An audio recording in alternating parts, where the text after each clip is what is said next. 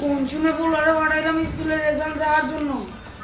HSC result দিছে এমন না আমারে দেখাইছে না। খারা স্কুল থেকে আয় খালি তোর ব্যবস্থা আমি এমন নিতে আছি।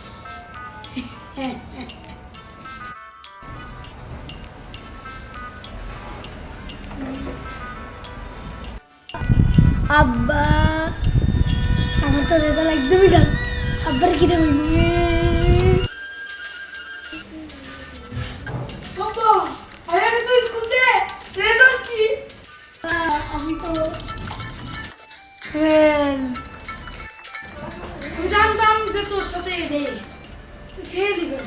এই জন্য তোর জন্য আগেতেই গিফট রেডি করে রাখছিলাম।